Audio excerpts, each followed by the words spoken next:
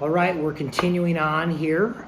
We're still on the PowerPoint for chapters 13 through 14, slide number 61, talking about judicial decision making. This section is near and dear to my heart because I wrote a whole book dealing with this very issue here. In fact, probably for the next, 15, 20 slides, this is exactly what I wrote about. But there's three, there's a number of them, but the three main ways that the Constitution is interpreted is, if you look at slide number 62, from the standpoint of original understanding, from the standpoint of the living Constitution, and then third is reliance on foreign law and courts. And so let's talk about each of these in turn here. So original understanding.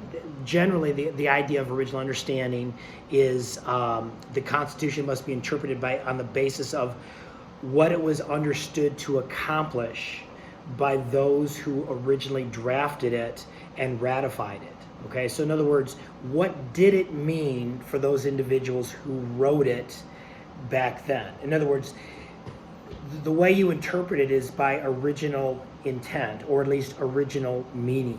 Okay, so it relies very heavily on documentary evidence of the original understanding of the Constitution, in particular the notes taken by James Madison. Again, he was the great note taker of the Constitutional Convention. And so they look at a lot of the original connections there. They look at the Federalist Papers. What did it mean back then so that we can apply that meaning to today?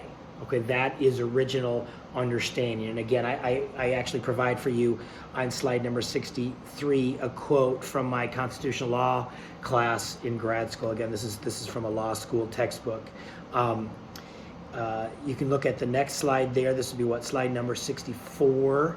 Again, originalism or original understanding theory holds that the Constitution should be interpreted in a way that a reasonable person would have interpreted it in the way that it was written.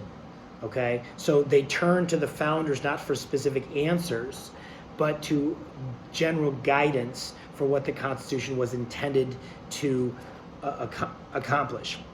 So you can see some quotes from constitutional originalists on the next slide, slide 66. Again, James Madison, makes sense. He wrote it. He said, if the sense in which the Constitution was accepted and ratified by the nation is not the guide in expounding it, there can be no security for a consistent and stable government more than a faithful exercise of its powers. In other words, the Constitution was written to apply generally the same way from generation after generation after generation. The founders knew that there would be different circumstances that arose. They understood that full well, but the principles were meant to apply in every generation. Again, scenarios are going to be different, but you could still apply those general principles. Again, think through what was the original meaning. Antonin Scalia is a constitutional originalist. He said this: you figure out what the Constitution was understood to mean when it was adopted, and that's the end of it. It requires immersing oneself in the political and intellectual atmosphere of the time. Okay, what did it mean so that we can understand what does it mean today? And then you look at the next slide. What is that? Slide number 67. Attorney General Edwin Meese, he was the Attorney General under President Reagan. This is what he says about constitutional originalism. He says, what then should a constitutional jurisprudence actually be? It should be a jurisprudence of original intention. This belief in a jurisprudence of original intention also reflects deeply rooted commitment to the idea of democracy. The Constitution represents the consent of the governed to the structures and powers of the government. The Constitution is the fundamental will of the people.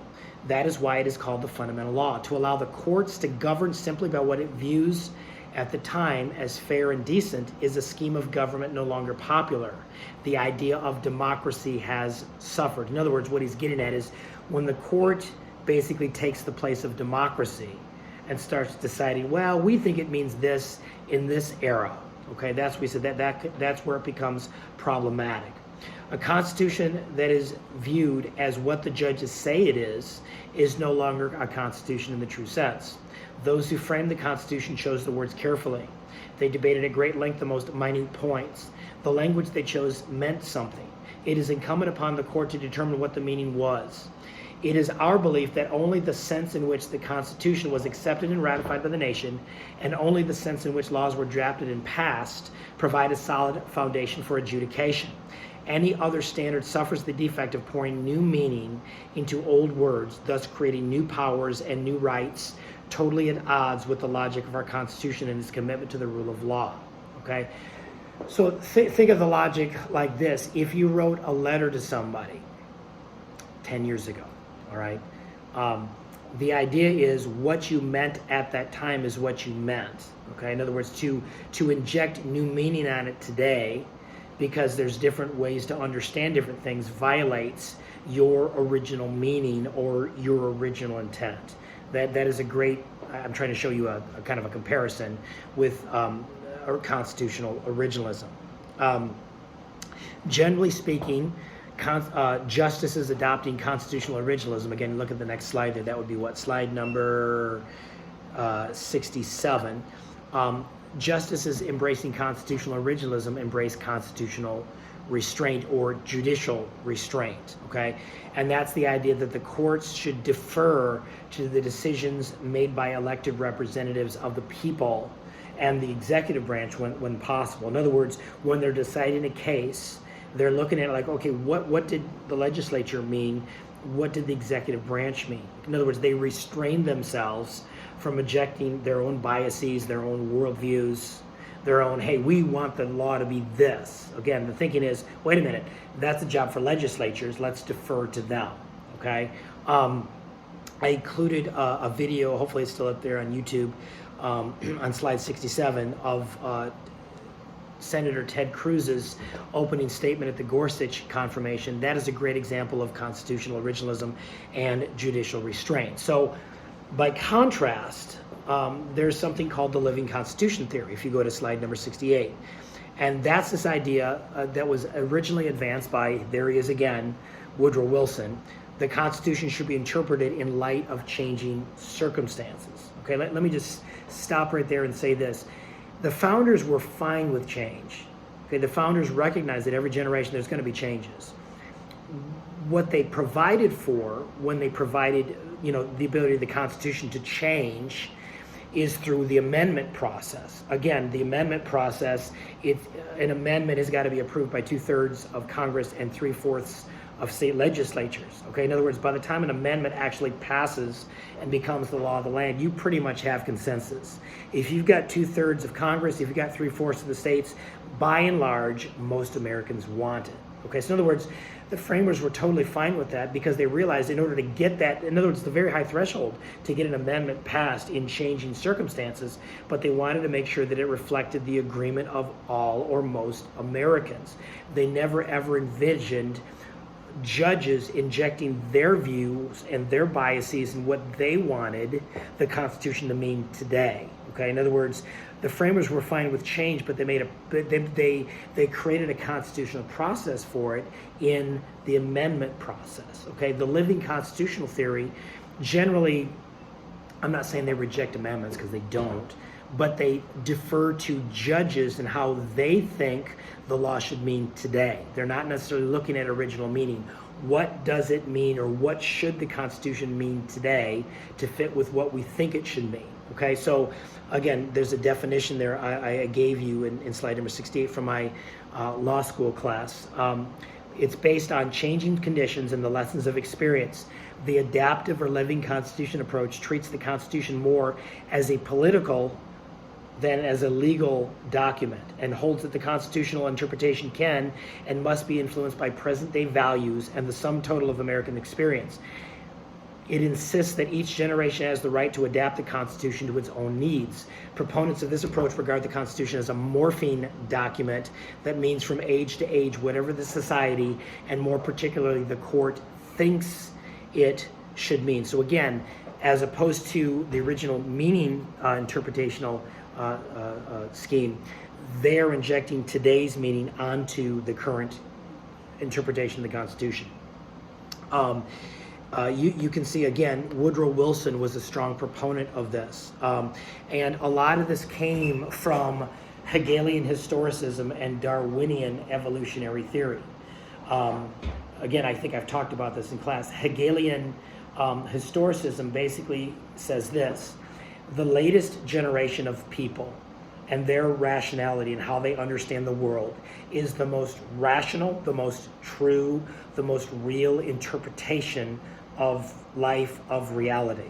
Okay, so in other words, newest is truest, latest is greatest. And then you throw in Darwinian evolution. Again, in biology, most of us understand that, the idea that the theory that organisms evolve. Well, that same logic is taken in politics, in legal theory, in constitutional law. In other words, the justices today are seeing things in the most reasonable, in the most rational way, and they're seeing things better than the framers of the Constitution saw things. Okay, so again, applied that living constitutional theory to constitutional adjudication: newest is truest, latest is greatest. Okay, so this is what Woodrow Wilson said in his essay, What is Progress? Living political constitutions must be Darwinian in structure and practice. Society is a living organism and must obey the laws of life, not of mechanics. It must develop. All the progressives ask or desire is permission, in an era when development, evolution is a scientific word, to interpret the Constitution according to Darwinian principle. All they ask is the recognition of the fact that the nation is a living thing and not a machine. Okay, so that's the logic of the living Constitution. Okay, if James Madison were reading this, he'd be like, listen, I understand what you're saying here, but change was meant to be through the amendment process. It was never meant to be done through the judiciary, okay, in that method. So let's look at a couple of speeches here, or at least a speech from a more of a liberal interpretation, or living constitutional interpretation of the Constitution. This is from Justice William Brennan. Again, a totally different view than the originalist view. He says this in a speech in 1985. There are those who find legitimacy and fidelity to what they call the intention of the framers. In its most doctrinaire incarnation, this view demands that justices discern exactly what the framers thought about the question under consideration and simply follow that intention in resolving the case before them. It is arrogant to pretend that from our vantage we can gauge correctly the intent of the framers on the application of the principle to specific contemporary questions. Typically, all that can be gleaned is what the framers themselves did not agree about, the application or meaning of a particular constitutional provision. Those who would restrict claims of right to the values of 1789, specifically articulated in the Constitution, turn a blind eye to social progress and eschew adaptation of overarching principles of changes to social circumstances. The ultimate question must be, what do the words of the text mean in our time? For the genius of the Constitution rests not on any static meaning it might have had in a world that is now dead and gone, but in the adaptability of its great principles to cope with current problems and current needs. So in the mind of this justice, and again, Brennan was a very influential liberal justice, he thinks that judges will grow impatient to social progress. Okay, what does that mean? Take a hot button issue of the recent era, take gay marriage. In this logic, states or Congress is not legalizing gay marriage, so social progress must get a push from Supreme Court justices that can perhaps push the ball or carry the football a little bit farther along the field. That's kind of that logic, okay? Again, it is more an argument for what they call judicial activism. Okay, so you can see there in the slide 73, generally speaking, not always, but generally speaking, justices that embrace the living Constitution tend toward judicial activism. What does that mean? That is, the federal judiciary should take an active role in using its powers to check the activities of government bodies when they exceed their authority. Okay, so in Brennan's case, he's not even arguing whether or not Congress has exceeded its authority. The idea is, listen, if social progress is not happening, then judges must make sure it happens. Okay, now, from a constitutional standpoint, there's a very real problem with that, because technically that is the job of Congress through consensus and a national conversation creating legislation. Again, the idea of it reflects consensus. Part of the problem, if you've got 5 justices in the Supreme Court making a decision on a social issue that affects all of Americans, and Americans have not been able to weigh in, because again, by definition, the Supreme Court is not a democratic body, you can see where that's a problem. So I direct your attention on slide number 73. There's 2 YouTube clips that are very, very good, and they show a contrast between a constitutional originalist, which is Antonin Scalia, and an individual that embraces the living Constitution, and that is Justice Breyer. And it's a great conversation where they both kind of go back and forth and show their views. And again, it's one thing to hear it in a lecture, but when you can actually hear it from the horse's mouth, if you will, and actually hear the justices themselves talk about it, I think it's very, very interesting. So I encourage you to check that out. But I'm going to stop there, and we'll pick up next time with slide number 74.